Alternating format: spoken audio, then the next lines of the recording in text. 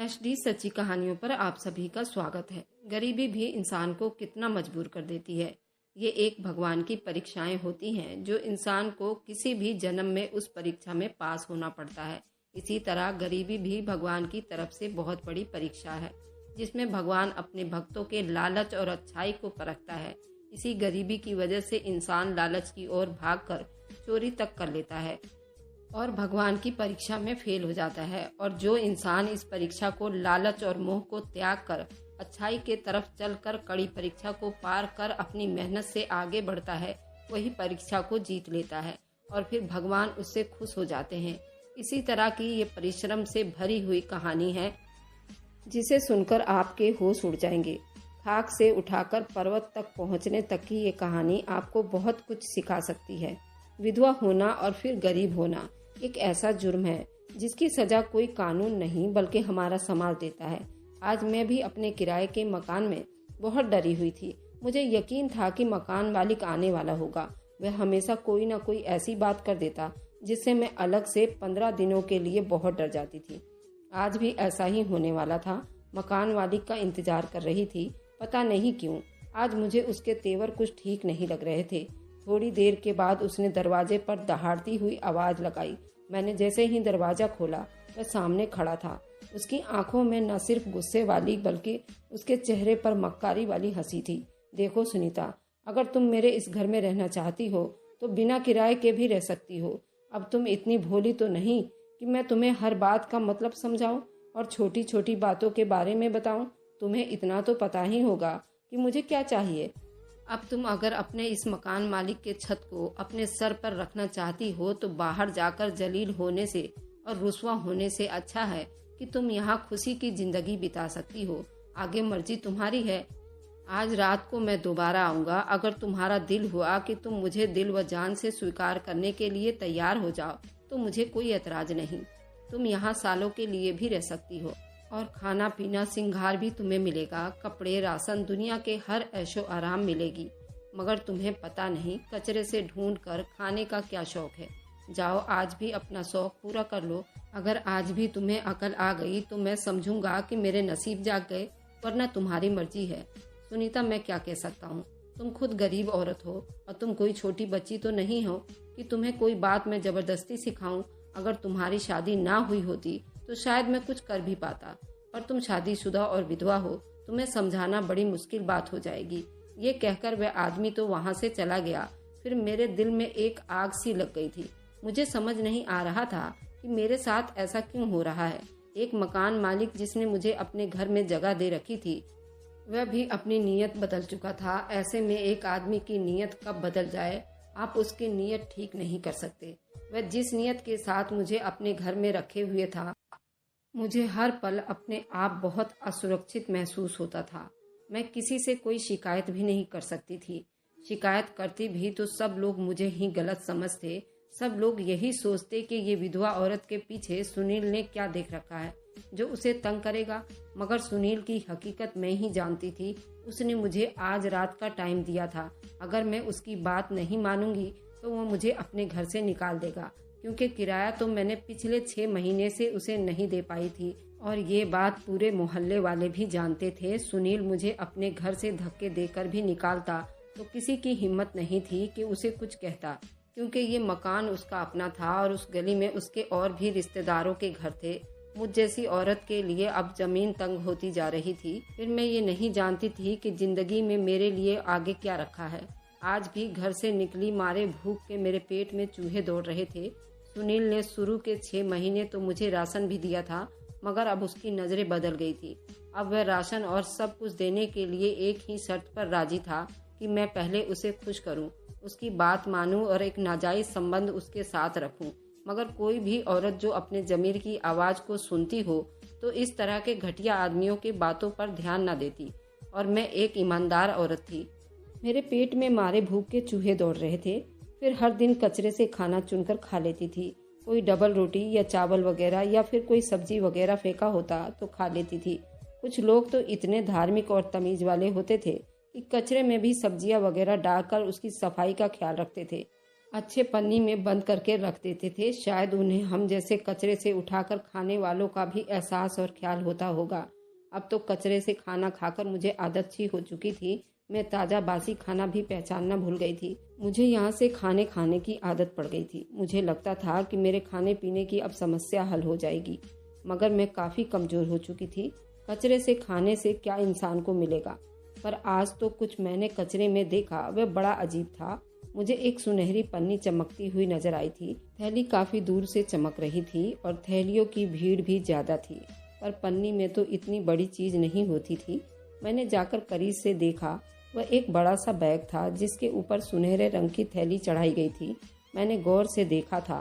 थैली के अंदर से किसी इंसान के चेहरे पर नज़र पड़ी थी। मैं हैरान हो गई। मैंने पास जाकर देखा, थैली को खोलने की कोशिश की। देखा तो वह एक छोटी सी बच्ची थी। बच्ची बड़ी ही खूबसूरत थी। बच्ची पर नज़र पड़ते ही मैं तो हैरान रह गई थी। कचरे के ढेर में इतनी खूबसूरत बच्ची को देखकर लग रहा था कि उसकी माँ बहुत खूबसूरत होगी। बच्ची की आंखें नीली और बाल सुनहरे थे। वह तो किसी दूसरी दुनिया की गुड़िया लग रही थी। मैंने उसे देखा तो बस देखती ही रह गई थी। बच्ची को गोद में लेकर सोच रही थी कि मैं इसे कहाँ ले जाऊं। ये कैसे माँ बाप हैं जो अपने बच्चों को कचरे के ढेर में फेंक जाते हैं, अपनी की गई गलती की सजा उस मासूम बच्चे को देते हैं, अपना समाज में नाम ऊंचा रखने के लिए इस तरह की हरकतें क्यों करते हैं? ये कैसे माँ बाप होते हैं जिनको अपने बच्चों अपना कहने में शर्म आती है? उस बच्ची को देखकर पहला ख्याल मेरे दिमाग में किसी ऐसे ही जोड़े का आया था जिन्होंने बिन शादी के बच्चे पैदा किए हों, अब समाज को लेकर शर्मिंदा हो जाते हैं। उसी के नतीजे में ये मासूम बच्चा बिन किए गुनाहों की उसे सजा मिलती है। अब ऐसे बच्चों को अपना नाम ही नहीं दे सकते तो पैदा क्यों करते हैं? बच्ची को देखकर मेरे दिमाग में ख्याल आया कि मैं उसे अपने घर ले जाऊं, पर मैं उस बेचारी को खिलाऊंगी क्या? मेरे पास तो अपने खाने के लिए पैसे नहीं। मकान मालिक बुरी बुरी बातें कर रहा था। उसका दिल करता है कि वह तो मुझे नोच खाए। मैं उस छोटी परी की हिफाजत कैसे कर पाऊंगी? मैं दिल में यही सोच रही थी। सोचा कि इस बच्ची को कचरे के ढेर में छोड़कर अपने घर चली जाऊं। मैं तो उसे संभालने की पोजीशन में बिल्कुल भी नहीं थी, पर जैसे ही बच्ची के साथ एक टोकरी पर मेरी नज़र पड़ी तो मेरी दिलचस्पी उसमें बढ़ गई थी, क्योंकि टोकरी सुनहरे रंग की थी। ऐसे लग रहा था जैसे ये बच्ची आसमान से उतरी कोई परियों का तोहफा हो। मैंने उस टोकरी को खोला तो उसके अंदर एक पर्ची थी।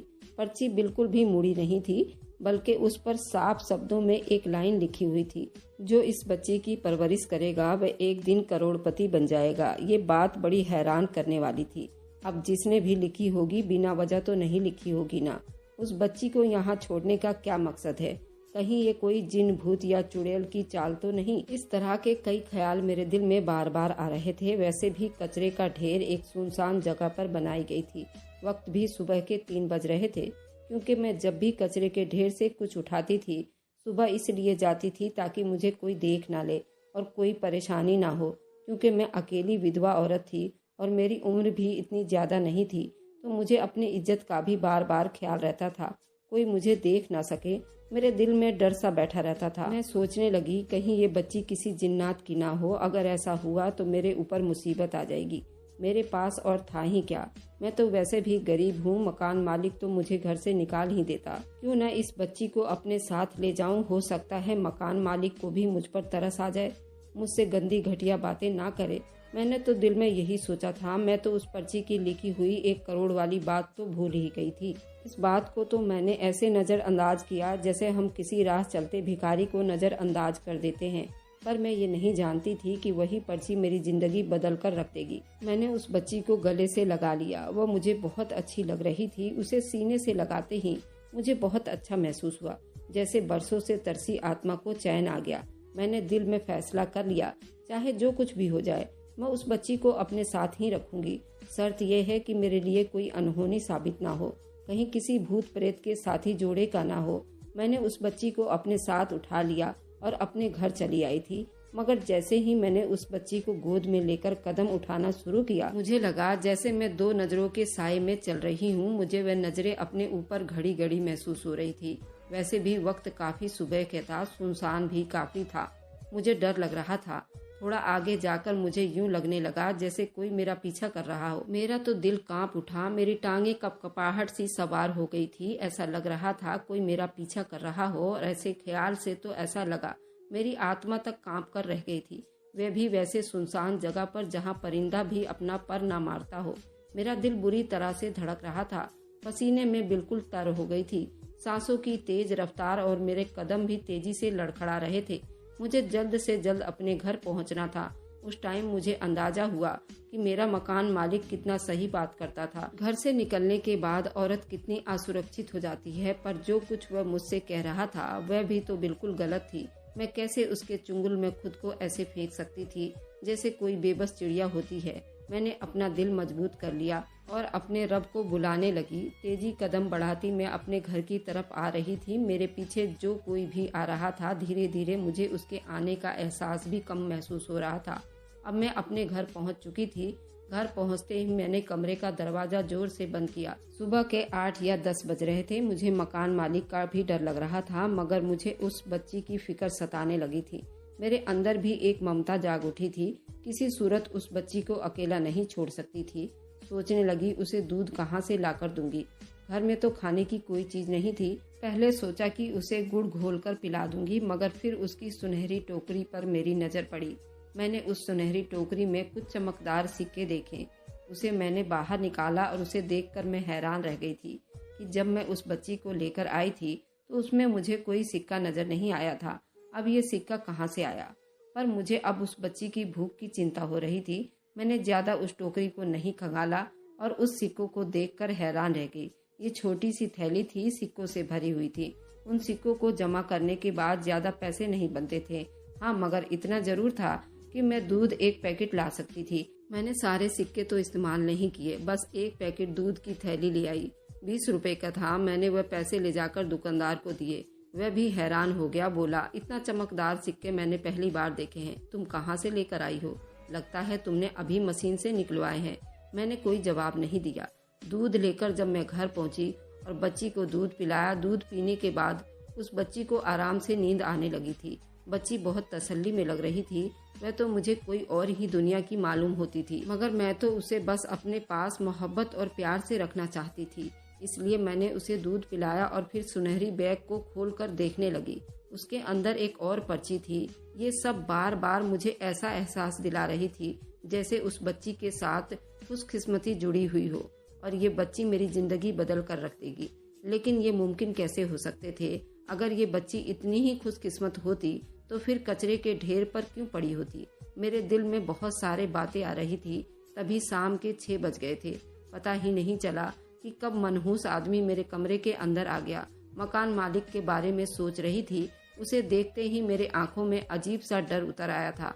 उसे देखकर तो मुझे बहुत डर लगता था। मकान मालिक कहने लगा, आ गई हो तुम? आखिर तुम्हें कोई और जगह नहीं मिला ना, तभी मेरी मकान में वापस आ गई हो। क्या सोचा है तुमने? आज घर से बाहर रहने का इरादा है या फिर मेरे घर के ऊपर वाले कमरे में चल रही हो?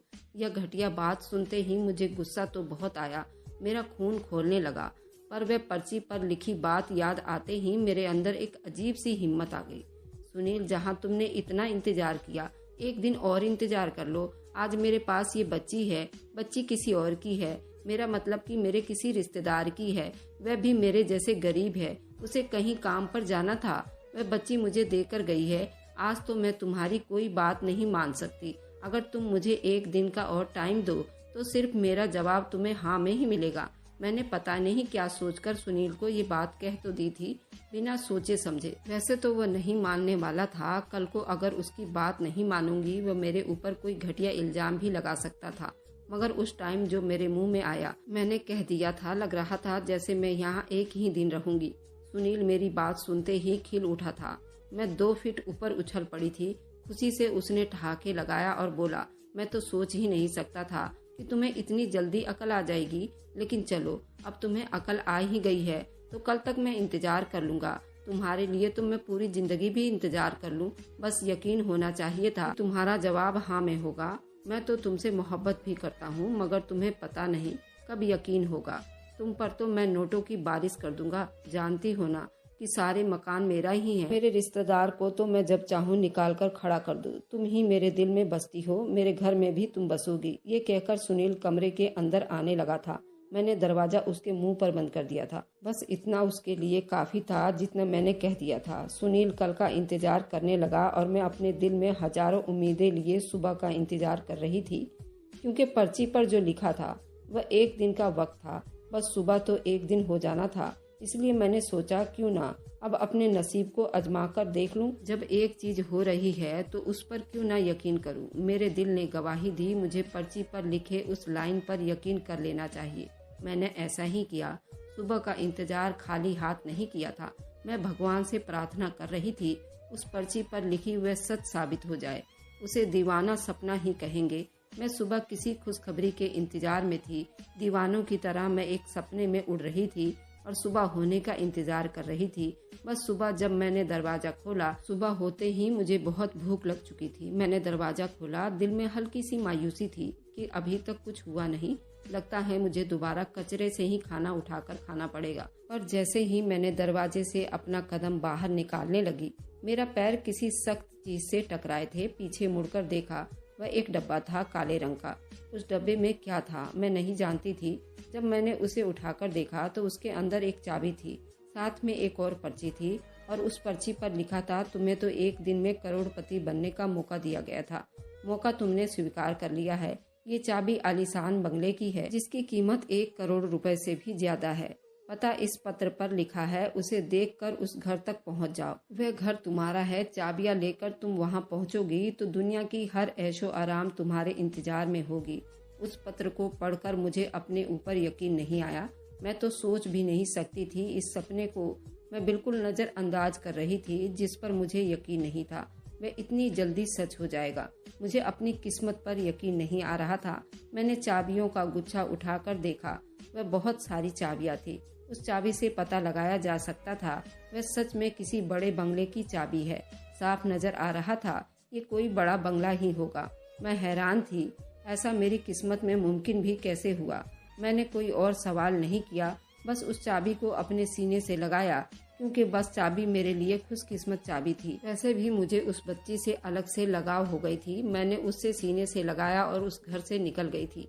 मकान मालिक तो बहम और गुमान में भी नहीं होगा। उसके लिए तो मैं एक ऐसी पतंग थी जिसे काट कर उसी के आंगन में आकर गिरना था। पर मैं अपनी तकदीर बदलने का इरादा लेकर घर से निकल गई थी। मैंने उस पते पर पहुंचने के लिए एक रिक्शा ड्राइवर को बुलाया था। मेरे पास जो आखिरी सिक्के थे मैंने उस बंगले में जाने के लिए खर्च कर दिए थे। मैं नहीं जानती थी बंगले में मुझे क्यों बुलाया जा रहा है, वहाँ कौन होगा, मैं बाकी की जिंदगी कैसे बिताऊंगी। फिलहाल मुझे सुनील की हवस भरी निगाहों से छुटकारा मिल रहा था। मैं अपने भगवान से प्रार्थना कर रही थी मैं एक अच्छे माहौल का हिस्सा बनूं। उसके आगे कोई खबर नहीं थी। फिलहाल मैं चाबी लेकर जैसे ही उस बंगले में मेन गेट के दरवाजे पर पहुंचकर उसे खोलना चाहा तो कामयाबी ने मेरे कदम चूम लिए। बंगले का गेट खुल गया। वह घर तो जैसे मेरे स्वागत कर रहा था। घर के अंदर दाखिल हो गई थी। घर में दाखिल होकर देखा वह एक आलीशान बंगला था। उसमें जरूरत की हर चीज मौजूद थी। मैंने बच्ची को एक जगह रखा। मुझे उसके लिए खाने पीने की चीजों की तलाश थी। खाने की हर चीज उस घर में पहले से ही मौजूद थी। उस घर को देखकर लग रहा था जैसे उसे किसी बहुत खास आदमी के लिए बनाया गया हो। पर मैं खास कहाँ थी। मैं तो एक विधवा औरत थी। मेरे लिए तो ये जिंदगी बहुत घुटन वाली थी। बच्ची को मैंने नहला दिया, धुला दिया, साफ सुथरा किया, उसे दूध पिला दिया। तब उस पूरे घर को घूमकर देखने लगी। मुझे तो उस घर से डर भी होने लगा था। अकेले घर में क्या कर सकती थी। पर तभी मैंने जो देखा वह बहुत हैरान करने वाला था। मेरे ऊपर एक ऐसा साया आया जिसने मेरे कदमों तले से जमीन खींच ली। जैसे ही मैंने बाहर जाने के लिए दरवाजा खोलना चाहा, मैंने खुद को उस बंगले में कैद पाया। तो पूरे तरीके से इस घर के अंदर कैद हो चुकी थी। मैं चाहती भी तो बाहर नहीं निकल सकती थी। मेरा दिल मुझे कोस रहा था, ये मैंने क्या कर दिया। पैसों के लालच में मैं कहीं ऐसी जगह तो नहीं आ गई जहाँ मेरा कोई फायदा उठा लेगा। लेकिन फिर सोचने लगी, इतने बड़े आलीशान घर में मेरा क्या काम। मुझे कचरे के ढेर से उठाकर यहाँ लाने वाला आखिर कौन है। मैं अभी ये सोच ही रही थी कि मेरे कंधे पर एक भारी हाथ का दबाव महसूस हुआ तो मैं कांप कर रह गई थी। मेरे दिमाग में पहला ख्याल सुनील का ही आया था। मगर सुनील जैसा घटिया आदमी मैंने जिंदगी में नहीं देखा था। भगवान ना करे सुनील से दोबारा से मिलूं। पीछे मुड़कर देखा, मेरे शक की सारी सुई टूट गई थी। मैं डरी हुई उस आदमी को देख रही थी, क्योंकि वह कोई 28-30 साल का जवान था। उसे देखकर मैं हैरान रह गई थी। उसकी आंखों में मेरे लिए इज्जत थी, कहीं से भी मुझे गलत नजर नहीं आया। अभी आदमी अपने घर के आंगन में खड़ा था, मुझे देखकर मुस्कुराया, बोला, आपका बहुत बहुत धन्यवाद। आपने मेरी परी को बिना किसी लालच के अपनाया। मैं आपका एहसान जिंदगी भर नहीं भूलूंगा। उसकी बात ने मुझे हैरान करके रख दिया था। मैं उससे सवाल करने पर मजबूर हो गई थी। वह बात तो ठीक है, मगर आप कौन हैं? आपने मुझे इस आलीशान बंगले में क्यों बुलाया? आखिर कोई तो वजह होगी ना मुझे यहाँ लाने की। ये सुनकर उसके चेहरे पे एक और मुस्कुराहट आ गई थी। मेरे दिल में बहुत तसल्ली हुई कि मेरे बच्ची को एक अच्छी माँ मिल गई है। असल में ये बेटी मेरी है, पर उसे आपके साथ रखना मेरी मजबूरी है। आप जैसे आदमी को किस चीज़ की कमी है? कमी तो है बहुत सारी। कमी तो हम अमीरों के अंदर भी होती है। मैं आपको सारी बात तो नहीं बता सकता, मगर हाँ, इतना बता दूं कि आप इस बंगले को छोड़कर नहीं जा सकती। अगर आप गई तो फिर ये सब ऐश आराम छोड़ना होगा। मैं वैसे तो जान गया हूँ आपके मकान मालिक वाली कहानी, मुझे भी पता है, लेकिन जो कुछ आपके दिल में है वह मैं नहीं जानता। हो सकता है उन्नी आपको बिना वजह अच्छी लग गई होगी। मुझे आपके अंदाजे से तो ऐसा ही लगा कि आपके दिल में ममता है। यहाँ आपको हर चीज की सुविधा मिलेगी, इज्जत और सम्मान, वह हर चीज जो एक औरत और एक माँ को चाहिए होती है। लेकिन आपने मेरी बच्ची का ख्याल रखना होगा। मैं चाहता तो किसी अमीर जोड़े को भी अपनी बच्ची को दे सकता था, पर मुझे अपनी इज्जत और शोहरत बहुत प्यारी है। मेरे पास दौलत की कमी नहीं है, भगवान का दिया सब कुछ है। बस इंसान से कभी कभी जवानी के जोश में ऐसी गलतियां हो जाती है जिनका भुगतान उसे जिंदगी भर भरना पड़ता है। मुझसे भी ऐसे ही कमजोर पल में एक ऐसी गलती हो गई थी जिसे मैं अपना नाम भी नहीं दे सकता। अपनी बेटी को मैं इस जगह भी नहीं छोड़ सकता था जहाँ ये पैदा हुई है। मैं चाहता था कोई औरत जो मेरी बच्ची को माँ बनकर पाले, पर मैं ये भी नहीं चाहता था कि मेरी बेटी गरीबी में पले बढ़े। इसलिए मैंने ये सारी कहानी बनाई अपने दिमाग में, और आज इस कहानी को आपने असल बना दिया। मुझे बहुत खुशी है कि मेरी बेटी को आप जैसी प्यारी माँ मिली है। अगर आप मेरी बेटी की देखभाल करेंगी, जिंदगी भर आपको कुछ करने की जरूरत नहीं होगी। मैं उस रिश्ते को अपने सम्मान से देख रही थी, जो कि हकीकत भी थी, कोई सपना नहीं था ये सब। लेकिन मैं सोचने लगी, वाकई जब इंसान की नीयत अच्छी हो तो भगवान उसे अच्छी नीयत का सिला जरूर देता है।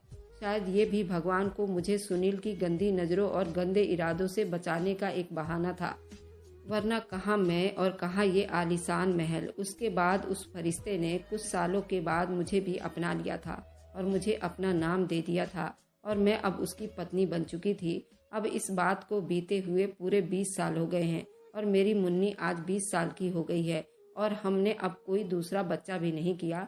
हम उसके साथ बहुत खुश हैं। अगर आपको आज की कहानी पसंद आई है तो वीडियो को जरूर लाइक कीजिएगा और अपने दोस्तों के साथ शेयर भी कीजिएगा। और हाँ, अगर आपने अभी तक हमारे चैनल को सब्सक्राइब नहीं किया है तो जरूर सब्सक्राइब कर ले। मिलते हैं हम अपनी कल की नई दिलचस्प कहानी के साथ। मुझ पर सदा अपना प्यार और स्नेह बनाए रखें। सभी को मेरा प्यार भरा नमस्कार दोस्तों।